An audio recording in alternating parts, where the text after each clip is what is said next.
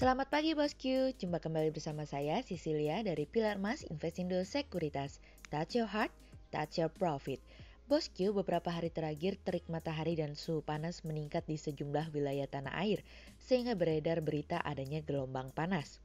Berdasarkan pantauan Badan Meteorologi, Klimatologi, dan Geofisika atau BMKG, kondisi tersebut bukan termasuk gelombang panas loh bosku.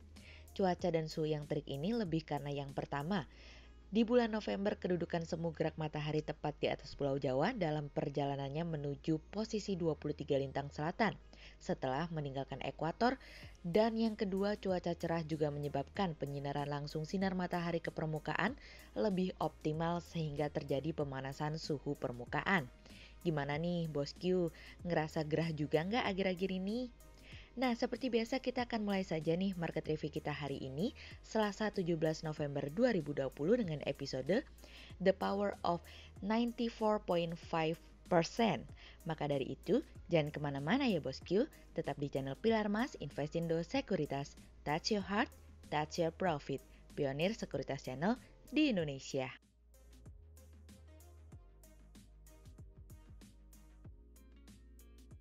Seperti biasa kita akan mulai dari Global Economics Calendar.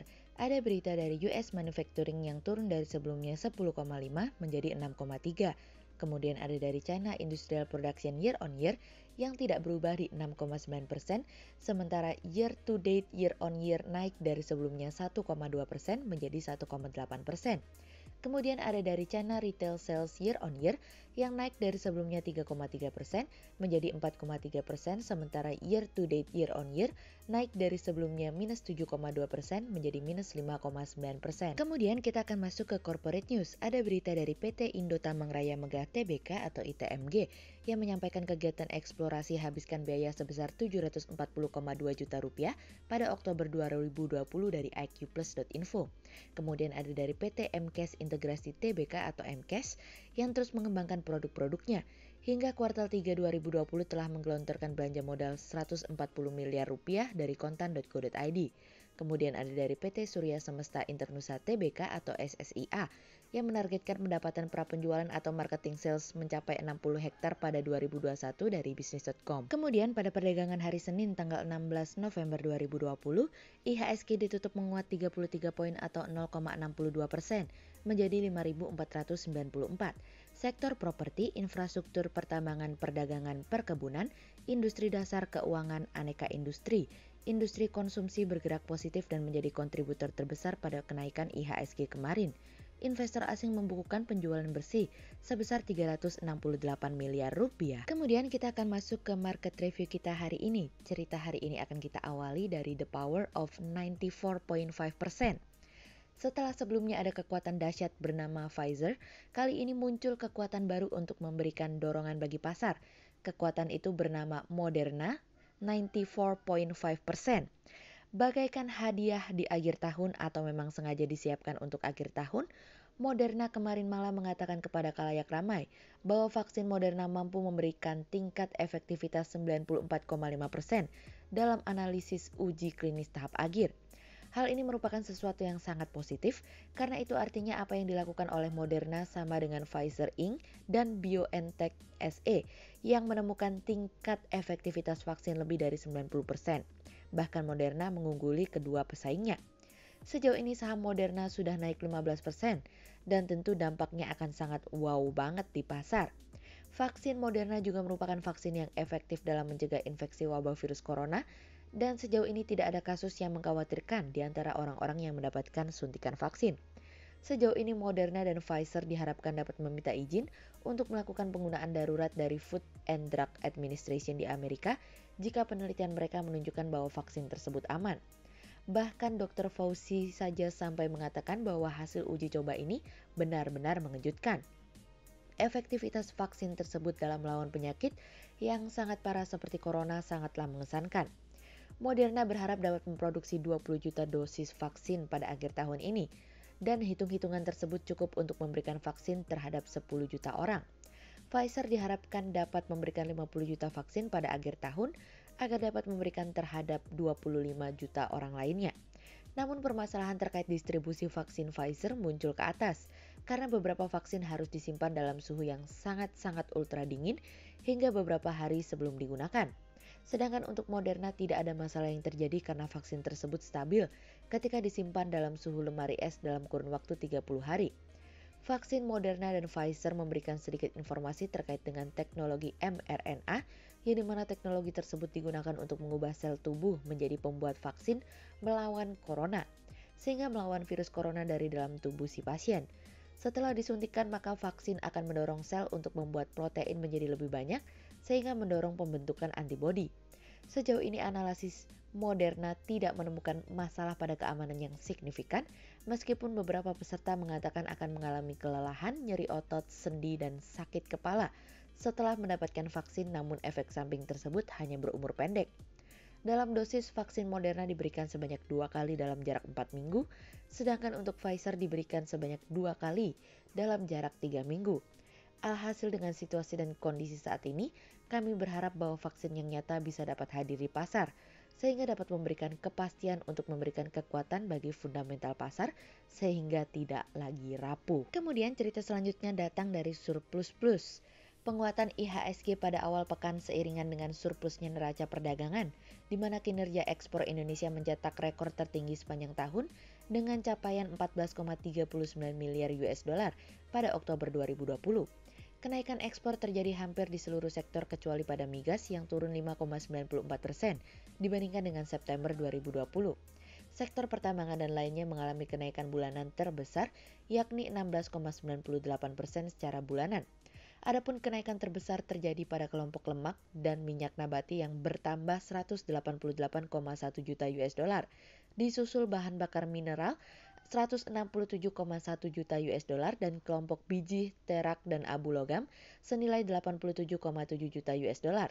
Di lain sisi kinerja impor bulan Oktober mengalami penurunan yang cukup signifikan.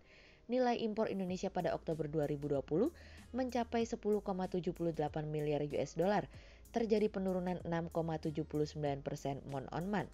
Sementara secara tahunan impor terkontraksi sebesar minus 26,93% year-on-year.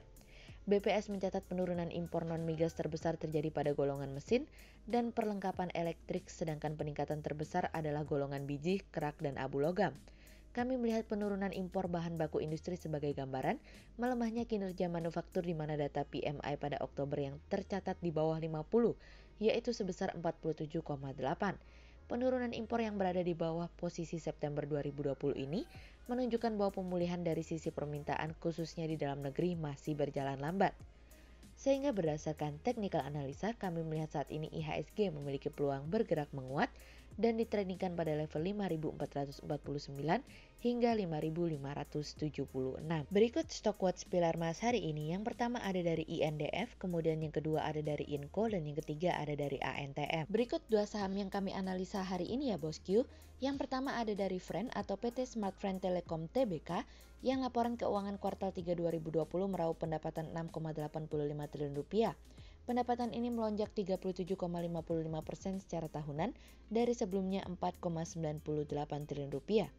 Hingga kuartal 3 2020, perusahaan mencatatkan kenaikan pendapatan sebesar 37,55%. Diberlakukan PSBB dalam mencegah penyebaran COVID-19, sehingga diberlakukan aktivitas work from home dan juga pembelajaran jarak jauh. Sehingga hal ini menjadi suatu positif dalam menopang pendapatan perusahaan. Hal ini tercermin dari kenaikan pendapatan, di mana pendapatan data tumbuh 32,30% menjadi 6,24 triliun rupiah dan menyumbang porsi terbesar pada pendapatan. Pendapatan non-data Friend juga naik 38,60% ke 292,97 miliar rupiah. Sehingga berdasarkan technical analisa dalam tren pada jangka waktu short term berpotensi untuk bearish dengan target 59 dan tingkat probabilitas sebesar 66%, sementara dalam jangka waktu long term berpotensi untuk bearish dengan target 50 dan tingkat probabilitas sebesar 76%. Kemudian yang kedua ada dari INAF atau PT Indofarma Tbk yang berharap pendapatan pada tahun depan akan terfokus pada penjualan vaksin COVID-19. Fokus tersebut sejalan dengan pengadaan vaksin corona yang diproyeksikan akan mulai didistribusikan tahun depan. Diproyeksikan penjualan vaksin corona dapat didistribusikan mulai tahun depan. Hal ini tentunya akan menjadi peluang bagi perusahaan untuk menopang kontribusi pendapatan perusahaan, di mana sebelumnya perusahaan telah bekerja sama dengan perusahaan bioteknologi asal Amerika Serikat, yaitu Novavax Inc., untuk pengadaan vaksin COVID-19 di Indonesia. Di samping itu, perseroan juga akan bertindak sebagai distributor untuk vaksin hasil kerjasama holding farmasi PT Bio Farma Persero. Sehingga berdasarkan technical analisa dalam tren pada jangka waktu short term, berpotensi untuk bullish dengan target 3.550 dan tingkat probabilitas sebesar 52%, sementara dalam jangka waktu long term, berpotensi untuk bullish dengan target 4.800 dan tingkat probabilitas sebesar 82%. Berikut kami akan menampilkan 40 saham pilihan dari Pilar Mas.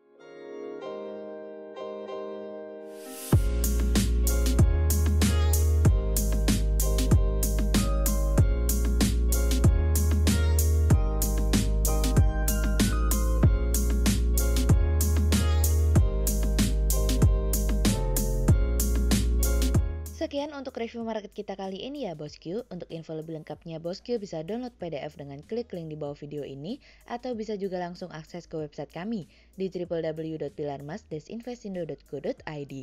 Dan jangan lupa untuk selalu jaga kesehatan buat para bosku ya.